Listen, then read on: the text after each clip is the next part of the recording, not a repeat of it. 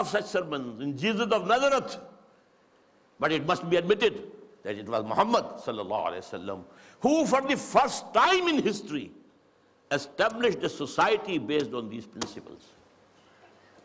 یہ ہے حریت. تو کہتے ہیں ہم نے خود شاہی کو پہنایا ہے جمہوری لباس، جب ذرا آدم ہوا ہے خود شناس و خود نگر.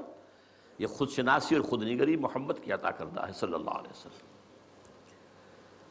کاروبار شہریاری کی حقیقت اور ہے، یہ وجود میر و سلطان پر نہیں ہے منحصر.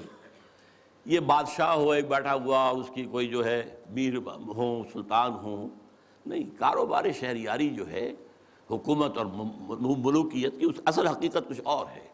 وہ کیا ہے اگلے شعر میں بیان ہو رہی ہے. مجلس ملت ہو یا پرویز کا دربار ہو. مجلس ملت کانگریس، نیشنل کانگریس، پرویز کا دربار شہنشاہ کا دربار، وہ جمہوریت اور یہ ملوکیت. مجلس ملت ہو یا پرویز کا دربار ہو، ہے وہ سلطان غیر کی کھیتی پہ ہو جس کی نظر. بادشاہ تو وہ ہوتا ہے جو غیر کی کھیتیوں کے اوپر ڈر ڈال کر وہاں سے کھینچ لینا چاہتا ہو، وہاں ان کو لوٹنا چاہتا ہو.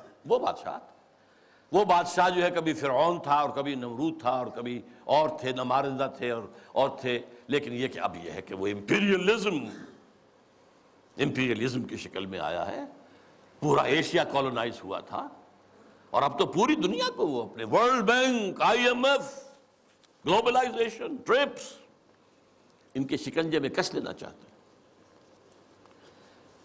تو نے کیا دیکھا نہیں مغرب کا جمہوری نظام، چہرہ روشن اندروں چنگیز سے تاریک تر. یہ مغرب کا جمہوری نظام کیا ہے؟ بڑا روشن ہے بہت. ہم بھی بڑے متاثر ہوتے ہیں.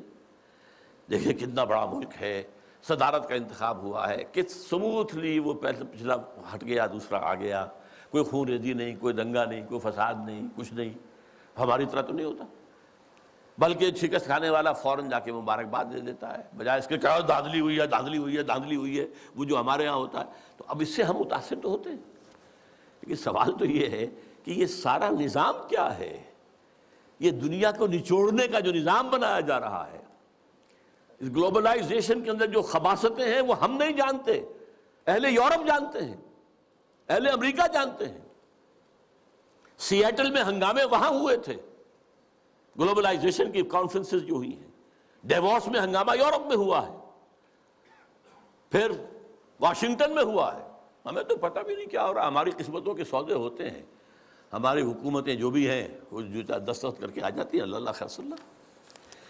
ایک اور جگہ اس جمہوریت کے بارے میں اقبال جو کہتا ہے وہی ساز کہن مغرب کا جمہوری نظام جس کے پردوں میں نہیں غیرض نوائے قیصری. دیو استبداد جمہوری قبا میں پائے کوب. پائے کوب پاؤں مارنا، جیسے کہ کوئی ڈانسر جو ہے وہ اپنے پاؤں زمین کے اوپر مارتی ہے یا مارتا ہے. دیو استبداد جمہوری قبا میں پائے کوب. تو سمجھتا ہے یہ آزادی کی ہے نیلم پری؟ کیا بتاؤں کیا ہے. اچھا لیکن اب تیسرا مشیر بولتا ہے روح سلطانی رہے باقی تو پھر کیا اضطراب. اگر یہ ملوکیت رہے باقی کسی نہ کسی شکل میں، روح سلطانی باقی رہے تو پھر ہمیں کوئی حرج نہیں. امپیریلزم موجود رہے تو ہمیں کوئی اعتراض نہیں. ہیومن ساورنٹی موجود رہے تو ہمیں کوئی اعتراض نہیں. روح سلطانی رہے باقی تو پھر کیا اضطراب ہے. مگر کیا اس یہودی کی شرارت کا جواب وہ کلیم بے تجلی، وہ مسیح بے صلیب، نیست پیغمبر و لیکن در بغل دارت کتاب. اب یہ کس کی طرف اشارہ ہو رہا ہے؟ کارل مارکس کی طرف. یہودی، جرمنی کا رہنے والا، 1818 میں پیدا ہوا ہے. اس کے دماغ میں وہ سب کمیونزم سوشلزم کے جو خیالات تھے ان کے بنا پر جرمنی والوں نے نکال دیا جلا وطن. فرانس میں جا کر ڈیرا لگایا، وہاں بیٹھ گیا، وہاں سے بھی نکالا گیا. انگلینڈ گیا، انگلینڈ ایسے سب کو بگڑے تگڑوں کو سب کو پناہ دیتا ہے. وہاں وہ داس کیپیٹال کی تکمیل ہوئی ہے جس کی بنیاد پر پھر یہ کہ انقلاب آیا، بولشوک ریولوشن رشیا کے اندر. وہ کہتا ہے کہ یہ تو ایک نیا انقلاب آ رہا ہے، یہ سرمایہ داری کی جڑ کٹ جائے گی، نظام بدل جائے گا. ہم نے جو بھی شیطنت کے پنجے جس جس طرح کا شکل میں گاڑے ہیں، ان میں سے ایک بڑا پنجہ وہ بھی ہے، مگر کیا اس یہودی کی شرارت کا جواب؟ وہ کلیم بے تجلی، وہ مسیح بے صلیب، نیست پیغمبر ولیکن در بغل دارت کتاب، داس کیپیٹال، ایک کتاب تو اس کے اندر ہے۔ واقعتاً اس کتاب میں بہت تاثیر تھی، اس میں کوئی شک نہیں۔ اس کتاب نے ذہنوں کو مسخر کیا ہے، کیپچر کیا ہے، موٹیویٹ کیا ہے۔ نیست پیغمبر ولیکن در بغل دارت کتاب، کیا بتاؤں کیا ہے کافر کی نگاہ پردہ سوز، مشرق و مغرب کی قوموں کے لیے روز حساب، اس سے بڑھ کر اور کیا ہوگا طبیعت کا فساد، توڑ دی بندوں نے آقاؤں کے خیموں کی تناب۔ یہ تو دنیا زیر و زبر ہو رہی ہے۔ یہ آقا اور یہ جو بندے تھے جن کو تقدیر کا سبق ہم نے سکھا رکھا تھا، جن کو وہ بھی جو اپنے حالات کے اندر جو تھے وہ مست تھے، یہ اٹھ کھڑے ہوئے ہیں، فساد برپا کر دیا ہے، آقاؤں کے خیموں کی تنابیں توڑ رہے ہیں، تو اس کا کیا جواب ہے؟ یہ تو ایک بہت بڑا فتنہ ہے جو ہمارے لیے، ابلیسیت کے لیے۔ اب ایک چوتھے بشیر صاحب آتے ہیں درمیان میں، توڑ اس کا رومت الکبریٰ کے ایوانوں میں دیکھ، آل سیزر کو دکھایا ہم نے پھر سیزر کا خواب۔ رومت الکبریٰ، Rome, the great Rome, the great Roman empire, اور خاص طور پہ سیزر کا زمانہ۔ سیزر کے زمانے میں حضرت مسیح پیدا ہوئے ہیں، اور اسی کا اپوائنٹڈ گورنر پائلیٹس پونٹس جو ہے، اس کے ہاتھوں ان کے خیال کے مطابق ان کو سولی دی گئی ہے۔ تو سیزر کا جو ایک خواب تھا، اس نے جو ایک بڑی سلطنت، بڑی مملکت، ایشیا، افریقہ اور یورپ کو اپنے ایک پنجے کے اندر لانے کا خواب دیکھا تھا، وہ ختم ہو گیا تھا۔ پھر مسلمان آ گئے، گریٹ آٹومان امپائر قائم ہو گئی تقریباً انہی تمام علاقوں پر جن پر کہ رومن امپائر تھی تقریباً۔ لیکن اب پھر ہم نے آل سیزر، سیزر ہی کے خاندان سے، نسل سے ایک شخص کو پھر وہی خواب دکھا دیا ہے، اور وہ شخص کون ہے؟ مسولینی۔ یہ 1883 میں پیدا ہوا تھا، اور ایک غریب لوہار کا بیٹا تھا، لیکن اس کے اندر ایک زوم تھا کہ رومی بڑی طاقت ہے، بڑی قوت ہے، اونچی نسل ہے، اعلیٰ نسل ہے، ان کا حق ہے حکومت کرنا۔